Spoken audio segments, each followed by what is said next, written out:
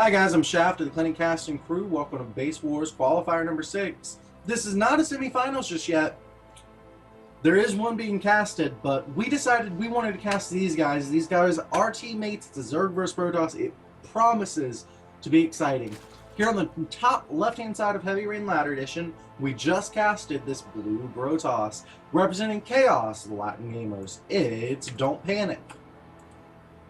Now guys, remember that Terran earlier named Maker? I'm sure none of you have heard of because he's like amazing and famous. Remember that his clan tag was Jim Gay. Well, here we have the red Zergy McFerguson from Kaos Latin Gamers, but with the tag Gaker, it's JimRising. Gaker, Maker, Jim Gay, JimRising. I'm sure you can figure it out. And Jim's even talking about it. He can read my mind. He must be stream cheating. What an asshole. Either way, they are saying something that is apparently funny. I have no idea what it means. I cry on the inside. Either way, we've got a pull first build here out of Jim, where his opponent has gone gate first, a little bit off the ramp just slightly, which is perfectly standard. It's a fairly narrow map. This could play very well into DontPanic's favor. Blinkstalkers are very popular on this particular map. In fact, you have a lot of Zergs complaining about just that. We'll see if Jim has an answer. I have seen him answer this with Lings into Hydra. For some reason, he really likes to skip roaches. We'll see if he continues that trend throughout these games.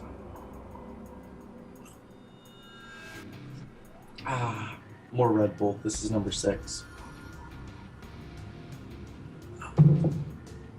Looks like DontPanic is going to be taking an expansion here as well. So again, just your very standard setup period in Zerg vs Protoss. Zerg vs Protoss can take a little while to get off the ground. This is gateway first though, so it won't take as long. And we should have a pretty aggressive game knowing these two players going into the mid game. Now the Mothership Core is about to finish. I suspect that JimRising will do an amazing job holding off any kind of pressure that this Mothership Core could apply, but let's not count our chickens before they're hatched. These Lings gonna scout right on in here. He sees the early Nexus, but it is not a Forge first. He gets that timing, and that is all the information he really needed. He will know when to take his gas accordingly, and getting queens, drones, and delaying his third just slightly. One thing I am very curious about is when will Jim take his third? If he gets earlier gas, which it looks like he's doing, 2 here at 5 minutes, he may choose to take that third maybe as late as 8 or 9 minutes. That would definitely be a feasible thing for him to try. Now, Forge just starting here for DontPanic. That will mean a lot of good, quick, fast upgrades. Link's trying to poke in here, see exactly what the Protoss is up to, but he only got vision of the natural and the high ground of that ramp. Nothing too important there, but then again, there's nothing revealing or telling in his base at all right now. I actually have no idea what tech route he's going to be going. My suspicion, though, is gateway heavy, as he does have his second and third gateway in production. Warp Gate is finishing. There's some sentries. There's no Stargate. There's no Robo Bay. There's no higher tech. It seems to mostly be gateways here out of that player. And there we go. There is the Robo Base. So this could be an Immortal Sentry. It will not be Blink Stalkers, however, which is exactly what I had anticipated. +1 coming down now. You can see it spinning around in that pretty little forge. We'll see if there's a Chrono Boost out of that. That will definitely tell us Immortal Sentry if that is the case. There is a Hallucinated Phoenix going down. So he's spending some of the Sentry's energy. This actually could turn into a defensive play. These Hallucinated Phoenix, not really something you do as part of an aggressive build. Either way, we have a layer 3/4 of the way done. We've got another gas. This is gas number 4 here for JimRising. He's got his +1 missile attacks on the way as well.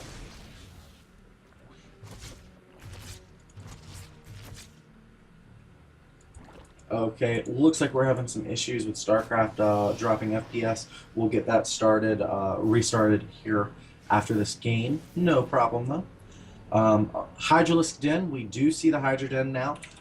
Again, he skipped the Roach Warren completely, just the way Jim rolls. Just the way Jim rolls. And there we go, +1 finishing now. Still no attack, trying to be hit by Don't Panic. We don't even have any proxy pylons or even the potential for such with a probe.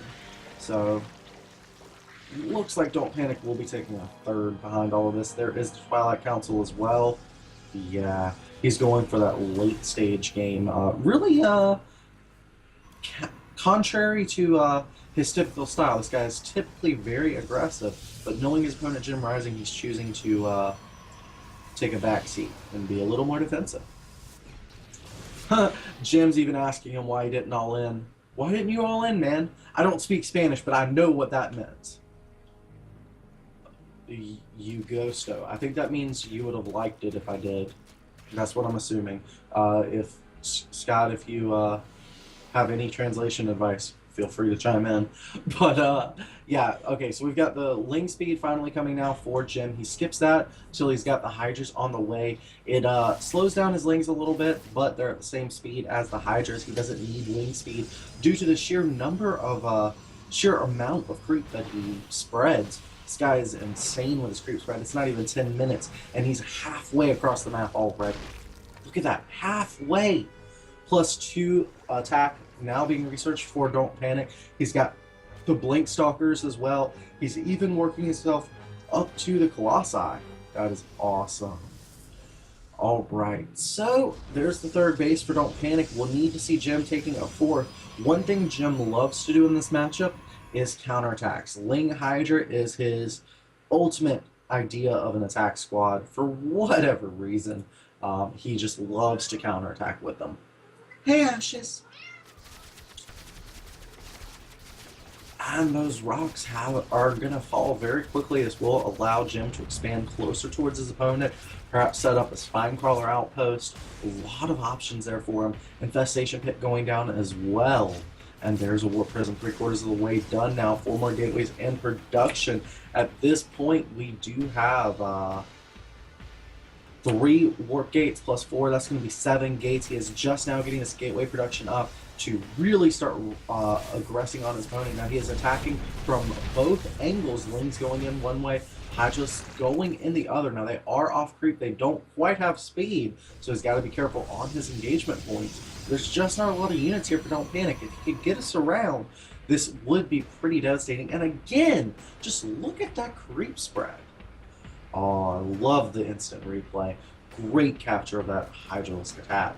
And +3 attack now being researched by Don't Panic. He really wants that +3 attack with Thermal Lance. And Jim going to get a little out of position here with those Lings. Those Lings trying to follow the Warp Prism, but there was a wall in the way. Now we have Hydralisk and Lings to support the Hydralisk, taking out that Warp Prism. That's really what the Lings are there for, is just a buffer for the Hydralisks to hold things still.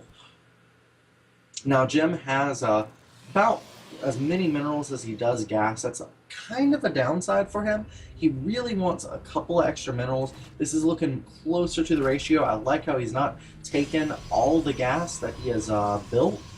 He is continuing to focus a little bit more on his minerals, and that is going to play out very well for him. He's now getting the Swarm Hosts, and this, with Lings, with Hydras, with Swarm Hosts, he'll be able to throw Spinecrawler walls and just take a very defensive stance against Don't Panic while continuing to throw free units at him. We saw that kind of Mexican standoff, and hey, this is a Latin American tournament, so why can't we see it again? Yeah, Jim is from Mexico, guys. Just in case anybody was wondering. Yeah. Okay, so we have Locust Endurance on the way. That's going to make them last a lot longer. Spire on the way as well to help deal with some of these Colossi. He does now. The Colossi could be a threat. Swarm Host, of course, not going to be that great against them. He has to clear the Colossi before the Swarm Host will be viable. Now, the Pylon is going to be consumed by creep, but he'll still be able to warp in on that. Not choosing to clear any of these creep chambers. He's got to be careful as the Hydralisks and Lings are ripping across the front base at that natural. The Hydralisks taking out that entire front wall.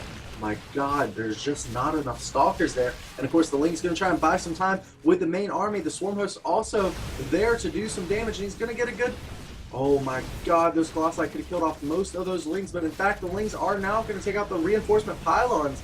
Lings just trying to nip this attack in the bud. He may be able to defend this with nothing but reinforcements. He is using these counterattacks to his advantage, but DontPanic is his teammate. He has to know what JimRising does in this matchup, so he is going to commit to this. Swarm hosts, of course, are going to be here to buy time. He loses an immortal to the Swarm host. That is epic. Citri's taking a lot of damage, but here back at the natural, we have the hydralisks taking the pylons out. He has got to take out those zealots, and there's so much going on. Colossi getting surrounded here by Lings. Lings following.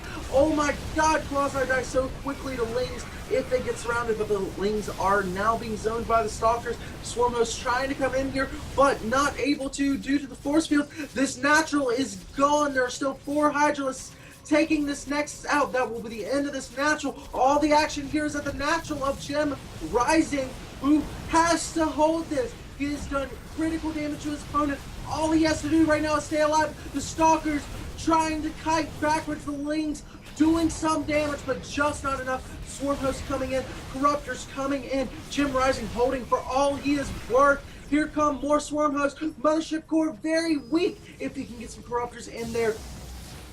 Wow, Jim has done it. He is forcing DontPanic back home. There's so much economic damage. It is 4 base Zerg to 2 base Protoss, and one of those bases is about to mine out. Oh my god, I can barely breathe, guys. This creep spread is insane. It is smothering the Protoss player. I don't know who's having a harder time breathing, me or DontPanic. Trying to loosen JimRising's death grip around his neck. Dark Templar, the Dark Shrine is halfway done. These DTs will be able to poke and prod at undefended bases, taking out Spore Crawlers left, right, and center, taking out drones once those are gone. But it's all dependent on if JimRising is not paying attention. And Jim just is not that type of player. Excuse me. Well, Jim taking a very defensive posture now. He has got his Swarm host, so he can throw wave after wave of free units while sitting back at home completely defensive. But there are some units poking here at this 4th base, and Jim will have to deal with those pesky little zealots.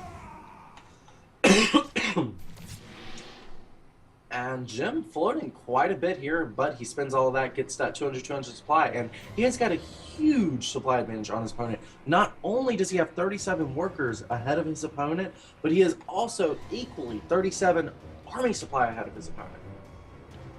And +1 flying attack on the way, 13 Hydras, +1 armor. He's going to want to stay alive a little bit longer against those Colossi. And here is a Ninja DT walking with his Skype all the way to these strange bases. 3 DTs here, and here are the Corruptors trying to take out these Colossi. Swarm hosts doing some damage to the Stalkers as well. He's got to be careful not to overcommit. It all becomes a game of zoning here. But the Dark Templar are going to take out this 4th base, and the Dark Templar are doing a lot of damage to this army here in the natural of Jim. Jim a little bit sloppy in his defenses here. He does not have Overseers either on the map or in production, and at this point in the game, he cannot build Spore Crawlers to deal with the DTs as they will be destroyed as they are being built. Overseers are his main way of dealing with this. But so much is going on here on the map. JimRising still with a huge worker lead. He has lost 34 drones, but his opponent has lost 27 probes. Both players with a huge bank. I feel like JimRising's getting ready for a tech switch. Mothership Core, still, trekking, would still be a very good unit to have here. DontPanic is trying to attack, trying to apply pressure, but when he does so, he leaves himself vulnerable. The Mothership Core he lost earlier has not replenished him, and in fact, that is making it a lot harder for him to retreat and to get places he needs to be. His army is a little bit too slow, and as you can see, the Colossi getting picked off by Corruptors is just testament to that fact. Well, we are down to 3 bases for our Protoss player. We are with 1 in production for our Zerg. So it all comes down to who can be mining going into the later stages of this game. It's been an epic mid game so far. Hydralisk counterattacks everywhere. Got a little poke here. He's zoning his opponent with a Swarm host. forcing his opponent to retreat out, and then the Swarm Host should be able to get a good flank coming in on the other side. And of course the hydralisk will be dealt with, but they killed off the Nexus. They served their purpose. Corruptor's going to try and swing around here and get some damage here on the Colossi. Swarm Host, of course, not going to be quite able to defend the Corruptors as they are slightly out of range.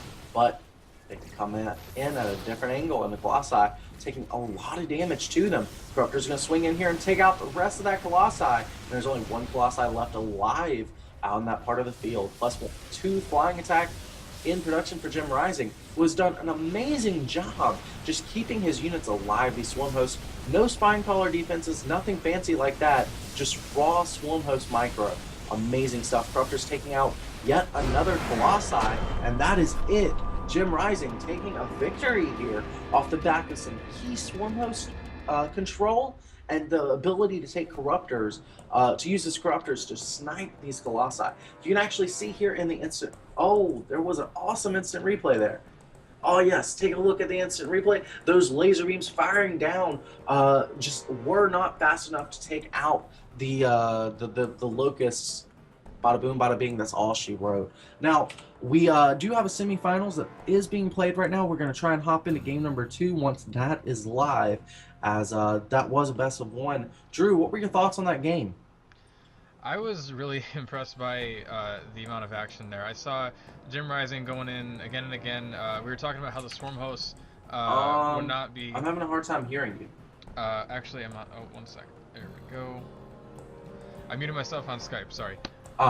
Basically, as you were saying, with the Swarm Host not being viable until the Colossus numbers were dwindled down, even with the Colossus in play, JimRising was able to sustain them and keep them in play. They didn't do too much damage until later on, but he was able to hang on, keep up on the bases with DontPanic, that key engagement right in the middle of the match as well, with the effective little mini base trade that went on.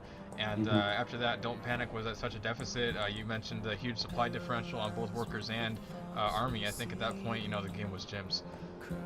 Definitely. Alright, so it looks like there's a semi being set up now. Washington Jr. Getting that set up for us. Let's go to the... we will be right back as they are doing veto, and then we'll be getting started.